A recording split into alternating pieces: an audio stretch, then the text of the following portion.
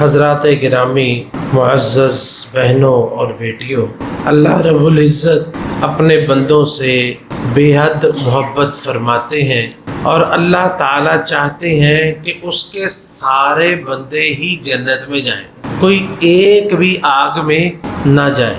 اللہ تعالیٰ اپنے بندوں سے یہ چاہتے ہیں کہ اس کے بندے اس کی فرما برداری کریں، اطاعت گزاری کریں تو جنت میں چلے جائیں۔ اس کے لیے اللہ تعالیٰ نے انسان کی طبیعت کے اندر اور انسان کی فطرت کے اندر توحید اور نیکی کا جذبہ رکھا ہوا ہے، اور پھر اسی لیے اللہ رب العزت نے بے شمار انبیاء کرام علیہم السلام کو مبعوث فرمایا۔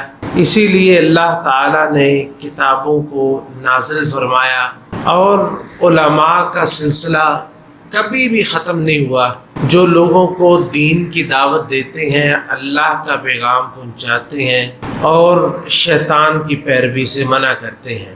اللہ رب العزت چاہتے ہیں کہ اس کے بندے وہ اعمال کریں جس سے ان کو بے شمار اجر ملے، بہت ثواب وہ حاصل کریں، نیکیاں زیادہ سے زیادہ وہ کما لیں، اور اس کے لیے اللہ تعالیٰ نے بہت سارے انتظامات فرمائے، حتیٰ کہ اللہ تعالیٰ نے ایک نیکی کو 10 گنا کر دیا کہ من جاء بالحسنات فلہ عشر امثالها، کہ جو ایک نیکی کرے گا میں اسے 10 گنا اجر دے دوں گا، اور بلکہ اللہ تعالیٰ کئی اعمال کا اجر اس سے بھی زیادہ کر دیتے ہیں۔ جیسا کہ روزے گزرے، آپ نے اس کے بارے میں سنا کہ الصوم لی وانا اجزی بھی، روزہ میرے لیے ہے، اس کی جزا میں دوں گا۔ انما یوفی الصابرون اجرہم بغیر حساب، صبر کرنے والوں کو اللہ تعالیٰ بغیر حساب کے اجر دیتا ہے۔ مثل الذین ينفقون اموالهم فی سبیل اللہ کمثل حبۃ انبتت 7 سنابل فی کل سنبلۃ 100 حبۃ واللہ یضاعف لمن یشاء، ایک دانہ زمین میں ڈال کے 700 دانے بنتے ہیں، اسی طرح ایک نیکی کو اللہ صدقے کی ایک نیکی کو 700 گنا بنا دیتا ہے، اور کئیوں کی اس سے بھی زیادہ بڑھا دیتا ہے۔ تو یہ ثواب اور اجر اللہ تعالیٰ اس طرح بڑھا دیتے ہیں۔ اور اگر کوئی گناہ کرتا ہے تو ایک وقت تک نبی علیہ السلام نے فرمایا گناہ فرشتے لکھتے ہی نہیں ہیں۔ جب کوئی بندہ گناہ کرتا ہے نا تو ایک ساتھ ایک وقت دیا جاتا ہے اس بندے کو، اس وقت تک فرشتے گناہ لکھتے ہی نہیں ہیں۔ اور یہ کیوں نہیں لکھتے؟ تاکہ ہو سکتا ہے یہ بندہ فوراً توبہ کر لے، وہ گناہ اس کے کھاتے میں آئے ہی نہ، اور اگر وہ توبہ نہیں کرتا تو کتنے گناہ لکھے جاتے ہیں؟ وَمَنْ جَاءَ بِالسَّيِّئَةِ فَلَا يُجْزَىٰ الا مثلها، کوئی گناہ کرتا ہے تو ایک ہی گناہ لکھا جاتا ہے، کوئی گناہ کرتا ہے تو ایک ہی گناہ لکھا جاتا ہے، نیکی کرتا ہے تو اللہ اتنے گناہ بڑھا دیتے ہیں۔ اور پھر اللہ نے ان گناہوں کو مٹانے کے بھی بڑے ثواب بنائے ہوئے ہیں۔ مثلا وضو کریں، ہاتھوں کے گناہ، چہرے کے گناہ، آنکھوں کے گناہ، قدم نماز کی طرف نماز پڑھنے کے لیے آئے، ہر قدم کے بدلے میں اجر بھی اور گناہ بھی مٹتا ہے۔ ایک نماز سے دوسری نماز کے درمیان جو فاصلہ ہے اس سے اللہ گناہوں کو مٹا دیتے ہیں۔ جمعہ پڑھنے کے لیے آئے، ایک جمعے سے دوسرے جمعے کے درمیان اللہ اس کے گناہ مٹا دیتے ہیں۔ رمضان الی رمضان تو یکفر، رمضان جو ہے ایک رمضان سے دوسرے رمضان تک اللہ تعالیٰ اس کے گناہ مٹا دیتے ہیں۔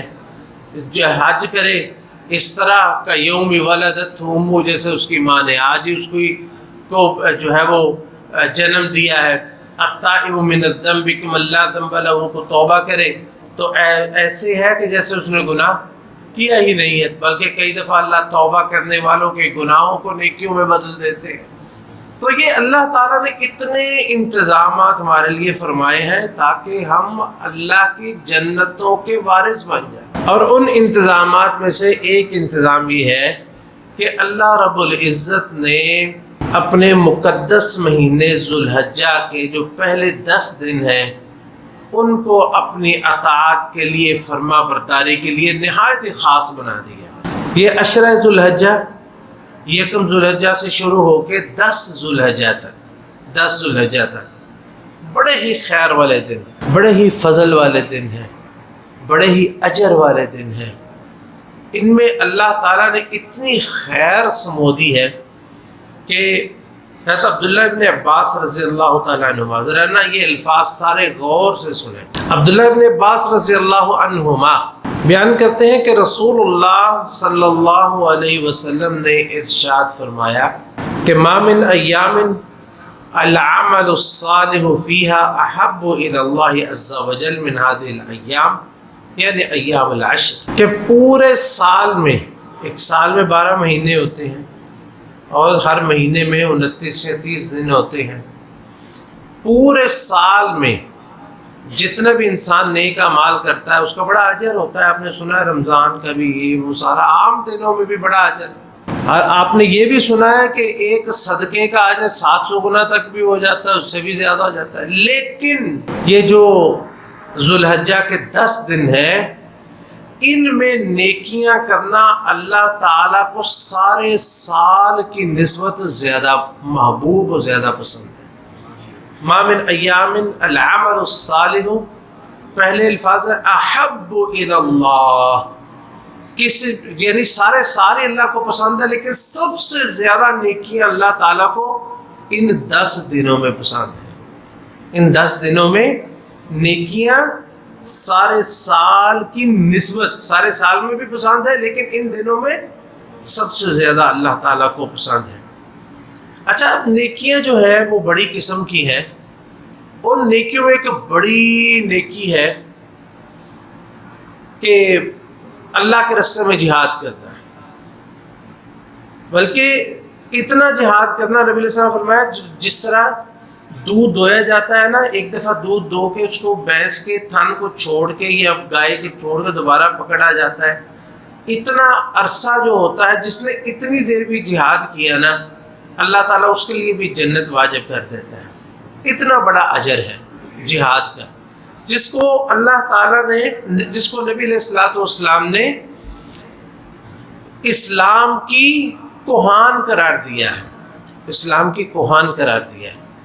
تو اس لیے ظاہر بات سوال پیدا ہوا کہ جی سب سے افضل عمل جو ہے، یعنی نماز کے بعد یا دوسرے، تو صحابہ نے پوچھا اللہ کے رسول ولل جہاد فی سبیل اللہ، کیا ان دنوں میں نیک عمل کرنا جہاد سے بھی افضل ہے، یا یہ کہ ان دنوں میں نیک عمل کرنا جو ہے وہ جہاد اس سے افضل نہیں ہے؟ یعنی جہاد کرنا باقی دنوں میں وہ ان دنوں کے عمل سے افضل نہیں ہے؟ تو آپ نے فرمایا ولل جہاد فی سبیل اللہ، ان دنوں میں کی ہوئی نیکیاں، ان دنوں میں کی ہوئی نیکیوں کے برابر جہاد فی سبیل اللہ بھی نہیں آ سکتا۔ جہاد بھی ان دنوں میں کی ہوئی نیکیوں کے برابر نہیں آ سکتا۔ الا رجل خرج بنفسه وماله، ہاں ایک بندہ خود ہی جہاد کی تیاری کرتا ہے، گھوڑا خود خریدتا ہے، اپنا زادرہ خود لیتا ہے، اپنی تلوار، اپنا تیر، اپنی گن، جو بھی سارا کچھ خود لیتا ہے اور اللہ کے راستے میں نکل جاتا ہے۔ وہاں پہ اس کا مال چھین لیا جاتا ہے، اس کے جسم کے ٹکڑے ٹکڑے کر دیے جاتے ہیں۔ یہ شخص صرف جو ہے جس نے اپنا مال بھی قربان کر دیا اور جان بھی قربان کر دی، اس کا اجر جو ہے زیادہ ہے، باقی کسی کا بھی نہیں۔ ان دنوں میں کی ہوئی نیکیاں، ان کے برابر میں صرف وہ شخص آ سکتا ہے جس نے اپنی جان بھی قربان کر دی اور مال بھی قربان کر دیا۔ تو وہ شخص جو گھر میں بیٹھا ہے اور ان دنوں میں اللہ کا ذکر کرتا ہے، اللہ کو یاد کرتا ہے، اعمال نیک کرتا ہے، اللہ کے ہاں اتنا اس کا اجر زیادہ ہے کہ اس کے برابر میں کوئی بھی عمل نہیں ہو سکتا۔ اور دوسری حدیث میں ہے، یہ صحیح بخاری کی روایت ہے جو میں نے ابھی بھی آپ کے سامنے پڑھی، دوسری حدیث میں ما من عمل ازکا عند اللہ، کہ کوئی بھی عمل اللہ کے ہاں اتنا پاکیزہ نہیں ہے جتنا ان دنوں میں کی ہوئی نیکیاں ہیں۔ کسی بھی دنوں میں کی ہوئی نیکیاں یا نیک عمل اتنا پاکیزہ نہیں ہے اللہ کے ہاں جتنا کہ ان دنوں میں کی ہوئی نیکیاں ہیں۔ اور تیسری روایت میں ہے نبی علیہ السلام فرمایا افضل ایام الدنیا، دنیا کے افضل ترین دنوں میں سے، دنیا کے افضل ترین دن الاشر یعنی ذی الحجہ، یعنی ذی الحجہ کے 10 دن ہیں۔ اس کو شیخ البانی نے صحیح قرار دیا کہ افضل ایام الدنیا، دنیا کے جتنے دن ہیں، کتنے، یعنی ہم حساب لگا لیں اگر 360 دن ہیں سال کے، 360 دنوں میں یا 350 ہے یا 360 ہے، جتنے بھی ہیں، ان سارے دنوں میں ان 10 دنوں کے برابر میں کوئی دن بھی نہیں ہو سکتا، ان 10 دنوں کے برابر میں کوئی دن بھی نہیں ہو سکتا۔ اور چوتھی روایت ہے حضرت عبداللہ ابن مسعود، اس میں ہے کہ ما من ایام العمل الصالح فیہا افضل من ایام العشر، کہ کسی بھی دن میں کیا ہوا عمل اتنا افضل نہیں ہے اللہ کے ہاں، یہ نبی علیہ السلام کے الفاظ ہیں کہ کسی بھی دن میں کیا ہوا عمل اللہ کے اتنا افضل نہیں ہے، نہ افضل ہے، نہ پاکیزہ ہے، نہ محبوب ہے، یعنی ان دنوں میں کیا ہوا عمل اللہ کو سب سے زیادہ محبوب ہے، سب سے زیادہ پسندیدہ ہے، سب سے زیادہ پاکیزہ ہے اللہ کے یہاں، اور سب سے زیادہ قابل قبول۔ کے سارے الفاظ جو ہیں احادیث میں یہ نبی علیہ السلام سے مروی ہے۔ تو اس لیے بھی ان دنوں کی اہمیت کے اللہ تعالیٰ نے ان دنوں کی قسم اٹھائی، ان دنوں کی قسم اٹھائی، والفجر ولیال عشر، اللہ تعالیٰ فرماتے ہیں مجھے فجر کی قسم ہے اور 10 راتوں کی قسم ہے۔ اور فجر کی اہمیت آپ سمجھتے ہیں کہ فجر کی نماز کی اہمیت، فجر کے وقت کی اہمیت، جیسے کہ اللہ تعالیٰ فرماتے ہیں ان قرآن الفجر کان مشہودا، کہ فجر کے وقت میں جو قرآن پڑھا جاتا ہے وہاں فرشتے حاضر ہوتے ہیں، رات کے دن کے فرشتے وہاں اکٹھے ہو جاتے ہیں فجر کے وقت میں قرآن سننے کے لیے۔ اور اس کے بعد ولیال عشر، یہ 10 راتیں جن کے بارے میں مسروق ابن اجدع فرماتے ہیں افضل ایام السنہ، کہ یہ سال کے افضل ترین ایام میں ہیں۔ تو حافظ ابن حجر رحمۃ اللہ علیہ نے اس کی توجیہ بھی بیان فرمائی ہے کہ یہ کیوں ہے۔ اس سے پہلے یہ بات کہ رمضان کے دن افضل ہیں یا یہ افضل ہے، تو اس میں جو ہے وہ علمی بحثیں کافی طویل ہیں، لیکن ان کا خلاصہ یہ ہے کہ دنوں کے اعتبار سے یہ دن افضل ہے اور راتوں کے اعتبار سے رمضان کا آخری عشرہ افضل ہے، راتوں کے ایام سے، راتوں کے اعتبار سے رمضان کا آخری عشرہ، اور دنوں کے اعتبار سے یہ ذوالحجہ کے 10 دن جو ہے یہ زیادہ افضل ہے۔ اور اس کی وجہ بھی بیان فرمائی حافظ ابن حجر نے فتح الباری میں، فرماتے اس کی وجہ یہ ہے کہ جتنی عبادات ان دنوں میں اکٹھی ہوتی وہ کہیں بھی نہیں ہوتی، مثلا نماز ہوتی ہے باقی دنوں میں بھی ہوتی ہے، ان دنوں میں بھی ہوتی ہے، روزے رمضان میں بھی ہیں، ان دنوں میں بھی روزے ہیں، چاہے وہ جو ہے وہ نوافل ہیں، جیسے خاص طور پر جو ہے وہ عرفہ کا روزہ ہے، اور اسی طرح صدقات و خیرات وہ باقی دنوں میں بھی ہو سکتے ہیں، ان دنوں میں بھی ہوتے ہیں، اور لیکن حج کا ایک ایسا عمل ہے جو باقی دنوں میں نہیں ہے، حج جو ہے وہ صرف انہی میں ہے۔ اسی طرح قربانی جو ہے وہ انہی دنوں میں آتی ہے، حج بھی انہی دنوں میں آتا ہے، قربانی بھی، یعنی ساری جو بڑی بڑی جتنی عبادات ہیں وہ ساری ان دنوں میں اکٹھی ہو جاتی ہیں۔ اس لیے یہ دن جو ہے ان میں خصوصی طور پر محنت کرنی چاہیے۔ عام طور پر دیکھا گیا ہے کہ جو ہے وہ رمضان المبارک میں تو لوگ بہت زیادہ جو ہے وہ محنت کرتے ہیں، توجہ کرتے ہیں، ہمیں تبدیلی محسوس ہوتی ہے لوگوں کے اٹھنے جاگنے میں اور دن کے سونے جاگنے میں اور عمل میں، روزے میں، نماز میں، لیکن ان ایام میں اتنی جو ہے وہ توجہ نہیں دی جاتی، بہت غفلت جو ہے وہ ان دنوں میں برتی جاتی ہے۔ امام سعید ابن جبیر تابعی ہیں، بڑے مشہور تابعی ہیں سعید ابن جبیر، ان کے بارے میں آتا ہے کہ اذا دخل ایام العشر اجتہد اجتہادا شدیدا حتی ما کاد یقدر علیہ، کہ جب یہ دن آتے تو ان دنوں میں اتنی عبادت کرتے، اتنی محنت کرتے تھے کہ ایسا تھا کہ یہ جیسے ہو ہی نہیں سکتا، ممکن ہی نہیں ہے۔ اس کے 2 معنی ممکن نہیں ہونے کے، ایک تو معنی یہ ہے کہ ایسے تھا کہ جیسے ان پر ہی مشکل، ان کے لیے ہی مشکل ہو جاتی تھی کہ اتنی محنت کرتے، اپنے جسم کو اتنا اس پہ لگا دیتے تھے محنت پر. اور دوسرا یہ ہے کہ ان کو دیکھ کے کوئی ان جیسی عبادت کرنے پہ قادر نہیں ہوتا تھا، یعنی اتنی وہ محنت کرتے تھے کہ کوئی ان کا مقابلہ نہیں کر سکتا تھا. تو اس لیے ان دنوں کا خصوصی طور پر اہتمام کرنا چاہیے. اللہ تعالیٰ نے ہمیں یہ دن نصیب فرمائے، چند دن رہ گئے ہیں، 2 دن ہے شاید سارے بقایا. اللہ تعالیٰ ہم سب کو صحت کے ساتھ اور ایمان کے ساتھ یہ دن نصیب فرمائے.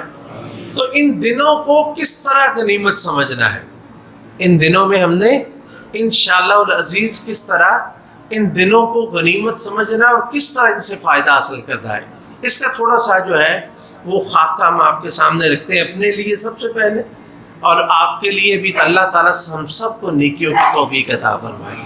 دیکھیں کہ اعمال صالحہ میں سر فہرست جو ہے، سر فہرست کیا ہوتے ہیں؟ فرائض سب سے ضروری ہے. اور اگر کوئی شخص فرائض چھوڑ کے نوافل پہ توجہ دے اور فرائض میں غفلت برتے تو اس کی عبادات کا وہ فائدہ نہیں ہے. جیسے وہ ہم نے آپ کو ایک وہ جو ہے وہ حدیث بھی بیان کی تھی حضرت عمر رضی اللہ تعالیٰ عنہ کی. انہوں نے اپنے ایک ساتھی کو دیکھا، وہ فجر کی نماز میں نہیں ہے، تو فجر کے بعد آپ بازار سے گزرے، رستے میں ان کا گھر آتا تھا، دروازہ کھٹکھٹا کے پوچھا بھی آج یہ بھائی نماز میں کیوں نہیں پہنچے؟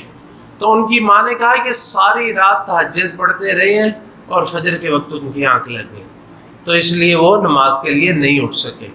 تو حضرت عمر رضی اللہ تعالیٰ فرماتے ہیں کہ مجھے ساری رات تہجد پڑھنے کی نسبت فجر کی نماز باجماعت پڑھنا زیادہ محبوب ہے. یہ نہیں ہے کہ انسان فرائض میں جو ہے وہ نماز باجماعت نہ پڑھے، نماز باجماعت ترک کر دے اور ساری رات بے شک بندہ قیام کرتا رہے، اس کا وہ فائدہ نہیں ہے. اس لیے ہمیشہ اپنے جو فرائض ہیں ان پر توجہ دیں. سب سے پہلے یہ بنیاد ہے جو اسلام کی بنیاد ہے. دیکھیں کہ اگر آپ کسی عمارت کی بنیاد ہی نہ رکھیں اور اس کے اوپر جتنا مرضی، مثال کے طور پر ایک گھر ہے، اس کی بنیادیں ہی نہیں رکھی گئی اور اس کے اوپر آپ لا کے جتنی مرضی ٹائل رکھ دیں، جتنے مرضی پتھر رکھ دیں، جتنا مرضی اس کے اوپر خوبصورت چیزیں لگا دیں، اس کا کوئی فائدہ ہوگا؟ کوئی فائدہ نہیں. سب سے پہلے آپ ان کی بنیادیں رکھیں اور اس کی عمارت کھڑی کریں. عمارت کھڑی کرنے کے بعد اس کی تزئین و آرائش ہوگی. اس سے پہلے اس کی تزئین و آرائش کا کوئی فائدہ نہیں ہے. کوئی ہو ہی نہیں سکتی تزئین و آرائش کیسے ہونی ہے. اس لیے اللہ رب العزت فرماتے ہیں کہ حدیث قدسی کہ اللہ تعالیٰ فرماتے ہیں ما تقرب الی عبدی بشیء احب الی مما افترضتہ علیہ، کہ کوئی بندہ جو ہے وہ میرے نزدیک ہونا چاہتا ہے تو سب سے بہترین چیز فرائض ہے. جتنا فرائض کے ذریعے میرے قریب ہوتا ہے اتنا کسی اور کی چیز کے ذریعے قریب نہیں ہوتا. یقین کریں اگر کوئی شخص اپنی فرض نماز اس کا ہی اہتمام شروع کر دینا، یعنی فرض نماز کا اہتمام کیا ہے کہ پوری زندگی ہم اگر لگا دینا اپنی صرف نماز سیدھی کر لیں، تو یہ ہم اس سے بڑی کامیابی اور کوئی نہیں کہ ہم اول وقت میں نماز پڑھیں، تکبیر تحریمہ اس کے ساتھ شامل ہو اور نماز میں خشوع و خضوع ہو اور نماز سے پہلے بیٹھیں، بعد میں بیٹھیں، اللہ کا ذکر اس میں زیادہ زیادہ کریں. اور یہ یعنی فرائض ہی ان کی پر ہی پوری توجہ ہم دے لینا. یقین کریں کہ فرائض پر ہی توجہ دینے والا سب سے بڑا ولی اللہ ہے. ولی اللہ بننے کے لیے یعنی کہ کوئی بہت نہیں، شرائط سب سے بنیادی چیز فرائض ہے. اپنے فرائض جو ہے ان کا اہتمام کریں اور ان فرائض میں سر فہرست نماز فجر ہے. جو بندہ نماز فجر جو ہے یہ امتحان ہے.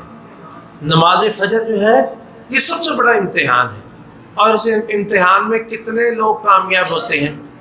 ذرا یہ جمعے کی تعداد دیکھ لیں، یہ بھی جمعے کی تعداد لوگوں کی اکثریت تو جمعہ ہی نہیں پڑھتی. جمعے کی تعداد دیکھ لیں اور نماز فجر میں حاضر ہونے والوں کی تعداد دیکھ لیں۔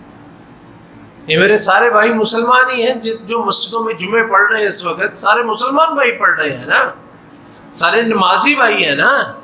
اب ان کی تعداد دیکھیں اور فجر کے نمازیوں کی تعداد دیکھیں۔ اس لیے کوشش کریں اور پوری محنت کریں کہ اللہ تعالیٰ اس عشرے میں ہم سب کو فجر کی نماز باجماعت مستقل پڑھنے کی توفیق نصیب کرے۔ محنت کریں، توجہ کریں، محنت سے کے بغیر کچھ نہیں ہوتا ہے۔ فلک تحمل العقبہ، انسان گھاٹیوں کو عبور نہیں کرتا۔ یہ جو بڑے بڑے مشکل کام ہے نا، سب مشکل کاموں میں سے اپنے نفس پر کنٹرول کرنا اور اپنے آپ کو اپنی نیند پہ کنٹرول کرنا اور وہ اپنے آرام پہ کنٹرول کرنا اور اس وقت اٹھ کے نماز فجر کے لیے حاضر ہونا، یہ بڑا مشکل کام ہے۔ لیکن کس کے لیے مشکل نہیں ہے؟ وَإِنَّهَا لَكَبِيرَةٌ إِلَّا عَلَى الْخَاشِعِينَ، جو اللہ سے ڈرنے والے ان کے لیے مشکل نہیں ہے۔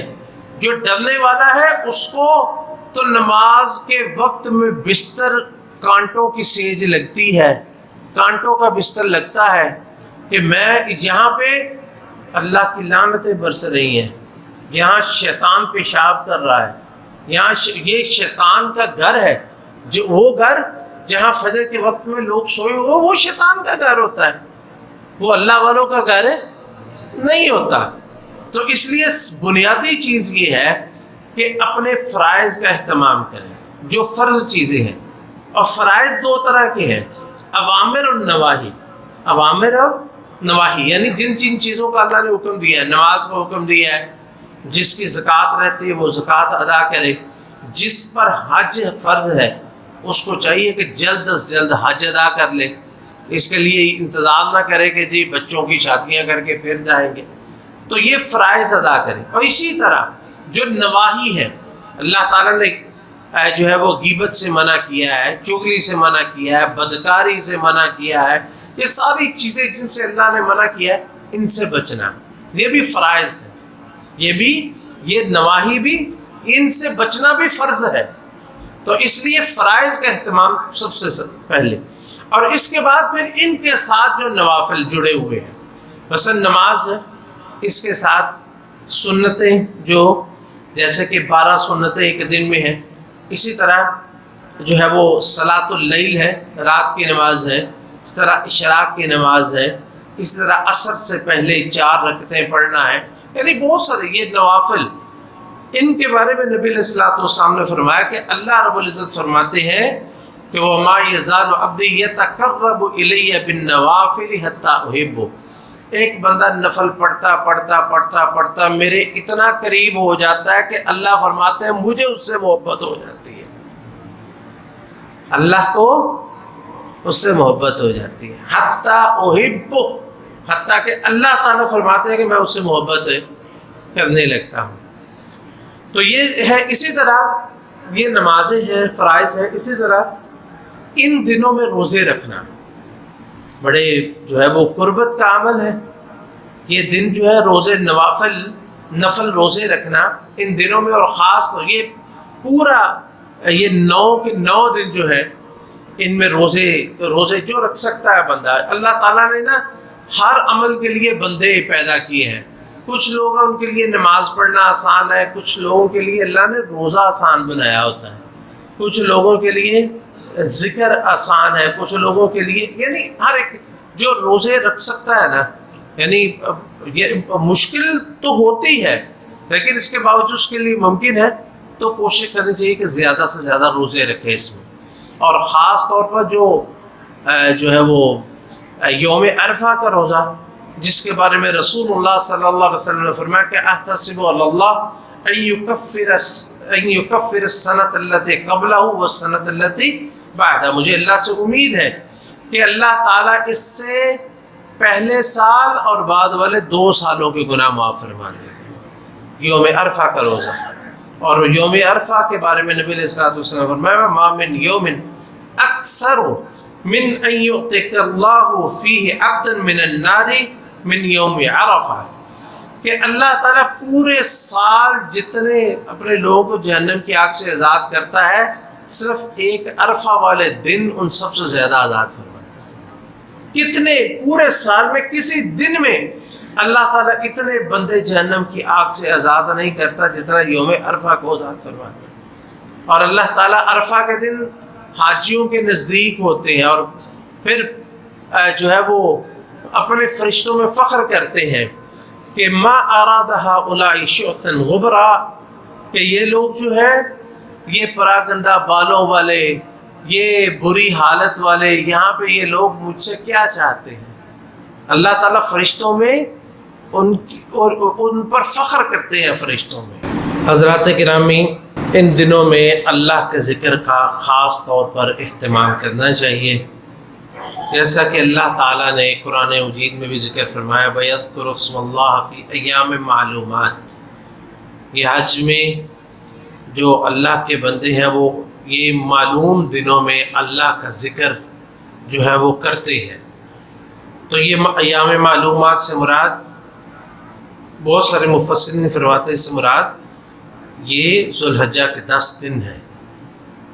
اور اسی طرح ان دنوں میں جو ذکر باقی اذکار ہے سب کا اہتمام کریں، اور خاص طور پر تکبیرات کا اہتمام کرنا، خاص طور پر تکبیرات کا اہتمام کرنا سارے ہی دنوں میں، 10 دنوں میں، اور 7 ایام تشریق بھی اس کے ساتھ شامل کر لیں۔ تکبیرات کا خصوصی طور پر اہتمام کرنا چاہیے۔ امام بخاری نے حضرت عبداللہ بن عمر اور حضرت ابو ہریرہ رضی اللہ تعالی عنہما ان کا یہ عمل ذکر کیا ہے کہ آپ ان دنوں میں بازار میں نکلتے تو دیکھتے کہ لوگ غفلت کا شکار ہے، اپنے کاموں میں مشغول ہیں، تو اونچی آواز سے تکبیریں پڑھنا شروع کر دیتے ہیں۔ تو آپ کو دیکھ کے پھر سارے بازار والے اللہ والے لوگ تھے، صحابہ تھے، تابعین تھے، اور کون تھا، تو وہ لوگ بھی جو ہے وہ سارے تکبیرات جو ہے پڑھنا شروع کر دیتے تھے۔ تو یہ تذکیر کے لیے، یاد دہانی کے لیے، تو یہ تکبیرات کا جو ہے وہ ان دنوں میں خاص طور پر اہتمام کرنا چاہیے، یعنی سارے ہی اذکار کرنے چاہیے، سبحان اللہ، الحمدللہ، لا الہ الا اللہ، واللہ اکبر، ولا حول ولا قوۃ الا باللہ، سبحان اللہ وبحمدہ، سبحان اللہ العظیم، سبحان اللہ وبحمدہ، عدد خلقی ورضا نفسہ وزنۃ عرشہ ومداد کلمتہ، یہ سارے، اور خاص طور پر تکبیرات کا۔ اسی طرح قرآن کریم کی تلاوت کرے، اللہ کسی کو توفیق دے تو ان دنوں میں وہ قرآن کریم کا مکمل ہی تلاوت کر لے، پورا قرآن کریم مکمل کر لے۔ 10 دن ہے، وہ تھوڑے دن تو نہیں ہے، 3 سپارے 3.5 سپارے کا بندہ روٹین رکھے اگر، تو قرآن کریم مکمل کر لے، اللہ کسی کو توفیق دے۔ صدقات و خیرات، اس کا بھی خصوصی طور پر اہتمام کرنا چاہیے۔ صدقات و خیرات جو ہے اس کا بھی خصوصی طور پر اہتمام کرنا چاہیے۔ باقی بھی جتنی نیکیاں ہیں اللہ تعالی ہم سب کو اس کی توفیق نصیب فرمائے۔ اور یہ دوسری جو ہے وہ ایک یاد دہانی والی چیز کہ جیسے ہی یہ عشرہ شروع ہوتا ہے، اس سے پہلے نبی علیہ الصلوۃ والسلام نے فرمایا کہ جو شخص قربانی کرنا چاہتا ہے تو اس کو چاہیے کہ جیسے ہی چاند نظر آئے، یہ عشرہ ذوالحجہ یعنی شروع ہو، تو وہ اپنے فلیمسک عن شعرہ و اظفارہ، کو اپنے بال اور ناخن وغیرہ ان کو جو ہے وہ چھیڑنا بند کر دے، نہ بال کٹوائے نہ ناخن تراشے۔ تو یہ کب تک عمل کرنا؟ جب تک انسان قربانی نہیں کر لیتا۔ تو یہ اس میں بھی ایک حکمت ہے، کہتے ہیں کہ یہ بھی ایک حجاج کے ساتھ جو ہے یہ ایک مشابہت ہو جاتی ہے، کہ جس طرح حاجی جو ہے وہ روزہ جو ہے وہ حاجی نہ بال کٹواتے ہیں نہ ناخن کٹواتے ہیں، تو یہ ان کے ساتھ ایک مشابہت ہو جاتی ہے۔ اللہ تعالیٰ اجر بھی عطا فرمانے والے ہیں۔ تو جو قربانی کریں وہ اور ان کے اہل و عیال، چونکہ وہ قربانی کے اجر میں بھی شامل ہوتے ہیں، اس لیے ان کو چاہیے کہ وہ بھی اس کا اہتمام کریں۔ اللہ تعالیٰ ہم سب کو نیکیوں کی توفیق نصیب فرمائے۔